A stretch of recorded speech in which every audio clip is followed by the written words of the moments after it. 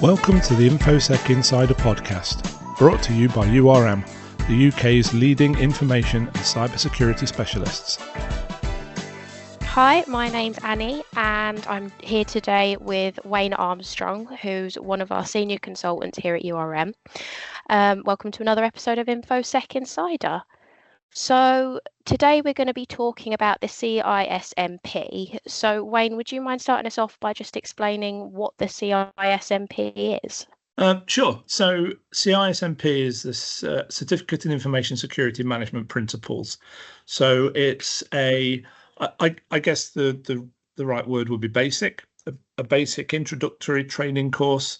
It's a big subject, but it covers a large number of the different aspects associated with information security at quite a high level. So yeah, anybody that's interested in information security and wants to come in at the ground level and have some kind of training course to help them do that, the CISMP would be a good introduction. Excellent. And what specifically is covered in the CISMP curriculum? Well, it covers quite a broad range of subjects. I mean, if you think about information security, it covers all sorts of different things. So you could also think about it in terms of cybersecurity, so security associated with the internet, that kind of thing, computer-based security. But in essence, it's about the protection of information. And I guess you could split it into two different parts. There's sort of one part that talks about the kind of the softer side of things. So it covers things like risk management, it covers things like auditing, it'll cover things like business continuity and ensuring that we understand where our information is and what type of protection it needs, whether that's protecting it from confidentiality breaches or integrity breaches, making sure information is up to date and accurate, that kind of thing, and availability breaches, making sure that it's available to those that need it when they need it. So that would be kind of sort of one set of subjects that we would cover on the CISMP, but also supplementing that or complementing that, I suppose, is a number of the different areas where you would be able to put technical protection in place, particularly through your IT systems. So we would cover things like network security. We would cover things like access controls. So how do you define a good password and what sort of access controls would we put in place to ensure that only those people that need access get that access, etc. We cover things like encryption, a number of different IT related or computer related systems. We also will cover actually physical security as well, because I think it's one of the things that gets potentially overlooked, because obviously we've got our laptops and we've got servers and things like that. They have to be located somewhere and they need physical protection. We cover people security, so things like background checking and doing disciplinary processes where people aren't following policy, doing training and awareness, that kind of stuff. So there's a very broad range of subjects that we cover on the CISMP. I think you mentioned briefly earlier sort of that the CISMP is quite an entry-level qualification that's good for people who are interested in information security. But would you mind sort of giving us a little bit more detail about who the CISMP is for and the sort of benefits they could see from taking a CISMP course and then the exam? Sure. So I think, like I say, I think it's open to anybody that has an interest, and we've had people from all sorts of backgrounds come onto the CISMP over the years. I've taught a number of these over the last 11, 12 years I've been with URM. We've had people that are, for example, leaving the armed forces and they're retraining and wanting different skills to be able to get into industry, etc. And they might come in with no knowledge about cybersecurity or information security, and the CISMP gives them a starting point. We've got people from all sorts of backgrounds and different levels of knowledge and skills. We could have people in on the course that have IT skills, for example, but that don't necessarily have an understanding of what information security is and being able to apply their IT skills to the information security subject. But on the other side, we've also got people that have come in with none of that IT backgrounds. They don't have IT qualifications or experience, and that's still open to people with that sort of background as well, because the course is run in such a way, and is delivered in such a way that you don't need any prerequisites to attend the course. So don't worry if you've not got IT skills, because we can explain where there is some of the IT that we talk about within the course. We explain it in context with information security, and the key word to latch onto in the title of the course is principles.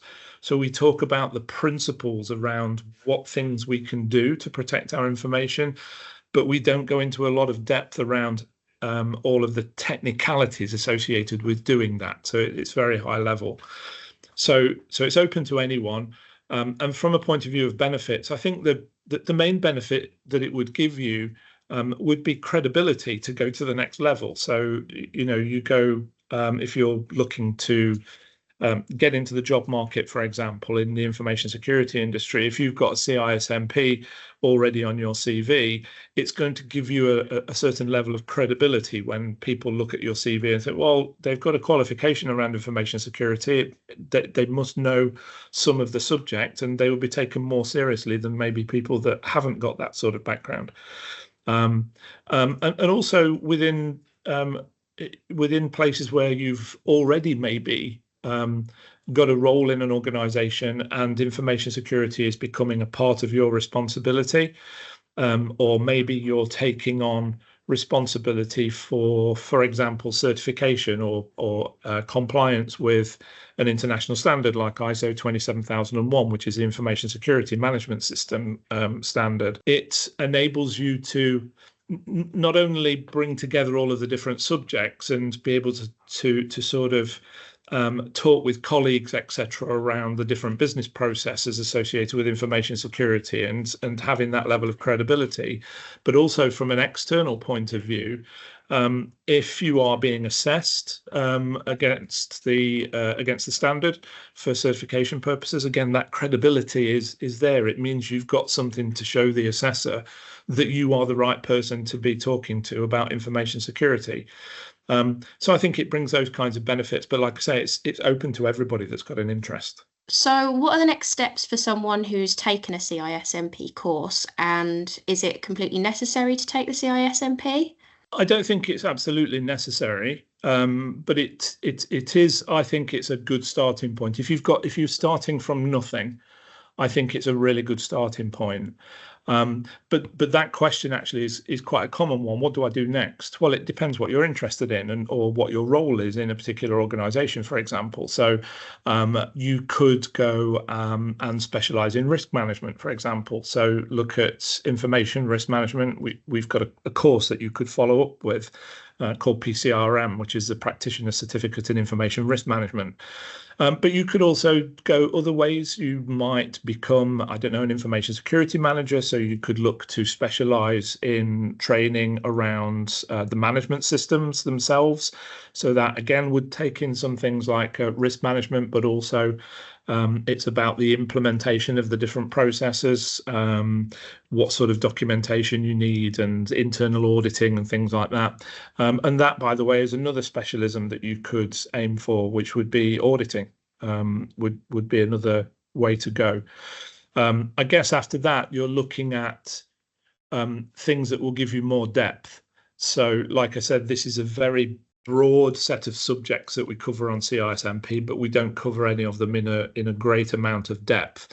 So the next thing you would be looking for is probably more depth, and that normally means that you're going to specialize somewhere, because otherwise it's just too big a thing to do if you try and go deep on all of the different subjects. So yeah, risk management or auditing, or maybe going down the technical route and getting some technical qualifications and becoming a database administrator or a firewall administrator. There could be all sorts of different options for you. Thanks very much, Wayne. So for those of you that want to learn more about the CISMP or even take a course, URM regularly runs CISMP courses, and we also have a blog on our website, urmconsulting.com, which provides a few more details about what's involved in the course and what you have to do. So go check that out.